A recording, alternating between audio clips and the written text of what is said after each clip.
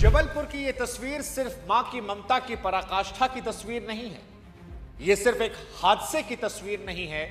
यह उस पल की पूरी कहानी है जहां पर ममता और सिस्टम आमने सामने खड़े थे।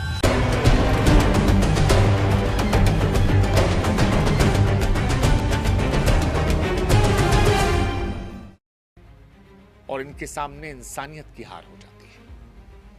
इस तस्वीर में एक तरफ वो मां है जिसने आखिरी सांस तक अपने बच्चे को अपने सीने से लगाकर रखा, दूसरी तरफ अनगिनत लापरवाहियां जिन्होंने सुरक्षित सफर को मौत के सफर में तब्दील कर दिया।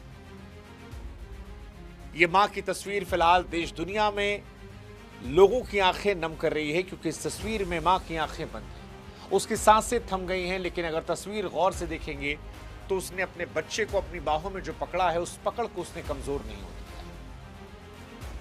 मानो जैसे मां ने तय कर रखा था कि जिंदगी जाए तो जाए, लेकिन बच्चा नहीं छोड़ा जाएगा। इस मां के पास बचने का मौका था, उसके पास लाइफ जैकेट थी, लेकिन उसने खुद को नहीं, बच्चे को बचाना चुना। और इस बचाने में वो खुद भी मर गई, उसके बच्चे की भी मौत हो गई।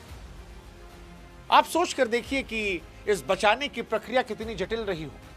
पानी ठंडा रहा होगा, शरीर जवाब दे रहा होगा, सांसें टूट रही हों, लेकिन उसके हाथ नहीं ढीले पड़े। मौत आई, लेकिन वो मौत भी इस बच्चे को उसकी मां से अलग नहीं कर पाई। और इसीलिए ये दृश्य सिर्फ दिल नहीं तोड़ता, बल्कि सवाल खड़े करता है कि अगर सुरक्षा के इंतजाम वाकई पक्के होते, अगर नियम कागज तक सीमित ना होते, तो क्या ये तस्वीर रहती? क्या इनके जैसे जो औरों की मौत जबलपुर में हुई है वो होती? और असली सवाल यहीं से शुरू है, क्योंकि कहानी कोई भावनात्मक कहानी नहीं है। ये चूकों की परतें खोल चुकी कहानी है, जिसे हम और आप अक्सर नजरअंदाज करते हैं, क्योंकि सुरक्षा के साधन होने का दावा किया गया था, संसाधनों के होने की बात कही गई थी, लेकिन इसके बावजूद अगर जबलपुर में यह मौत होती है तो फिर इस मौत का जिम्मेदार कौन है? क्या यह बदकिस्मती थी या फिर लंबे समय से आ रही लापरवाहियों का नतीजा?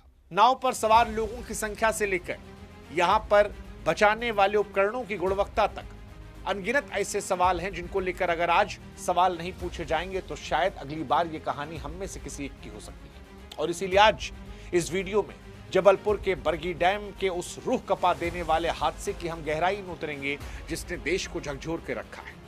आज इस वीडियो में हम बात करेंगे कि आखिर हुआ क्या था, कैसे एक मां जिसके पास लाइफ जैकेट थी उसके बावजूद वो जिंदा नहीं बच पाई। प्रशासन के उन कागजी दावों की पड़ताल करेंगे जिनकी पोल इस जल समाधि ने खोल दी है। और आज ये वीडियो बड़ा महत्वपूर्ण है, आप भी साथ निभाइएगा, देखकर आगे मत बढ़िएगा, क्योंकि ये जो देखकर इग्नोर कर देने वाली प्रथा है, इसने ही सरकारों को जवाबदेह नहीं रखा है। लेकिन आज हम सवाल पूछेंगे, आप साथ दें या ना दें वो आपकी मर्जी है। नमस्कार, मैं हूं शुभांकर मिश्रा और आज कहानी है मध्य प्रदेश के जबलपुर की। वहां बिरगी डैम में गुरुवार शाम करीब 5 बजे पर्यटन विभाग का एक क्रूज अचानक आई तेज आंधी के चलते मौत के आगोश में समा जाता है। हवा की रफ्तार 74 किलोमीटर प्रति घंटा थी, जिसे शांत पानी की लहरों को जानलेवा दीवार में तब्दील कर दिया। हादसे किनारे से महज 300 मीटर की दूरी पर हुआ, लेकिन उस चंद मीटर के फासले ने कई हंसते खेलते परिवारों को हमेशा के लिए उजाड़ दिया। यहां मौजूद लोग कहते हैं कि 43 से 47 पर्यटक थे। टिकट जो है 29 ही काटी गई थी, यानी जितनी क्षमता थी उससे कहीं ज्यादा भीड़ बढ़ाई गई थी। बेवकूफ बनाया गया था टिकट कम काटकर। लेकिन ये सब बातें लहरों के सामने थोड़ी ना टिकती हैं। पानी के अंदर के दृश्य भयावह थे। गोताखोरों ने रेस्क्यू ऑपरेशन शुरू किया तो कई घंटों की मशक्कत के बाद कई लाशें, 9 शव निकाले जा चुके हैं। संख्या और बढ़ सकती है। इन सारी संख्याओं के बीच में एक तस्वीर मां और बच्चे के शव की आती है, जिसने देश में सभी की आंखों में आंसू ला दिया है। एसडीआरएफ कह रही है कि 28 लोगों को निकाला गया है,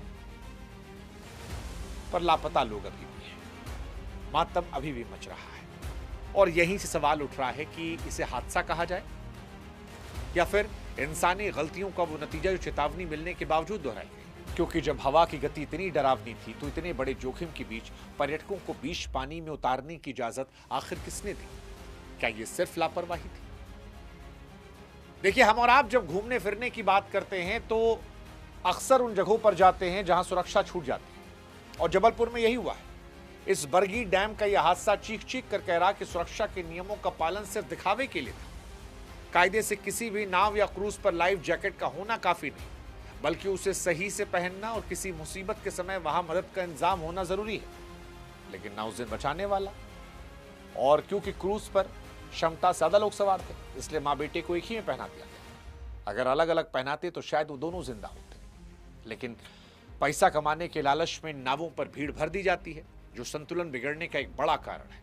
43 से 47 लोगों का उस क्रूज पर सवार होना, जबकि आधिकारिक रिकॉर्ड में संख्या कम दिखाना यह बता रहा था कि प्रशासन की नाक के नीचे एक अलग खेल चल रहा था।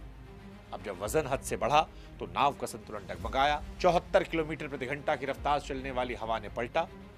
अब जांच होगी, कमेटियां बैठेंगी, फाइलों में लिख दिया जाएगा इतने मरे, लेकिन यह नहीं बताया जाएगा कि जो मरे वो किसी के बाप थे, किसी के बेटे थे, किसी की मां थी, किसी की बहू थी, किसी की बीवी थी, किसी की बेटा थी।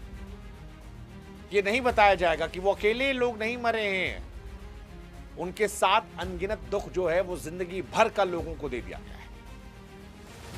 और ये सब किस लिए? क्योंकि सुरक्षा मानकों को माना नहीं। खामियाजा आम आदमी को अपनी जान से चुकाना पड़ा।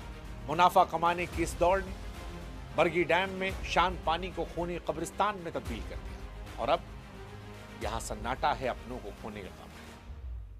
लोग सवाल पूछ रहे कि लाइफ जैकेट ने मां का साथ क्यों नहीं दिया? क्योंकि तस्वीर जो है उसमें तो दिख रहा है मां ने लाल रंग की जैकेट पहनी है, जिससे उसे पानी की सतह पर तैरता रहना चाहिए था। लेकिन क्या हुआ?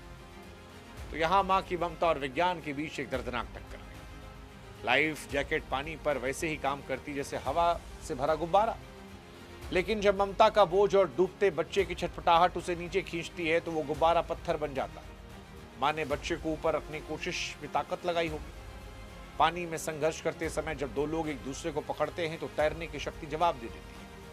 अगर बच्चा डर के मारे मां को नीचे खींच रहा था तो लाइफ जैकेट की ताकत उसके अतिरिक्त वजन को नहीं संभाल पाई। और यहां असली सवाल उन लोगों से होना चाहिए जिन्होंने एक छोटे बच्चे को बिना लाइफ जैकेट के नाव पर चढ़ा दिया। उनके पास एक्स्ट्रा लाइफ जैकेट थी नहीं कि बच्चे को अलग से पहनाया जाए। मां बेटे को यह पहनाया गया, और यह तकनीकी खराबी नहीं थी, यह मानवीय भूल थी जो मौत की वजह बनी। मां ने कोशिश की, उस कोशिश में अपनी जान को भी कुर्बान कर दिया, लेकिन अगर ये उपकरण होते तो वो जान बच सकती थी।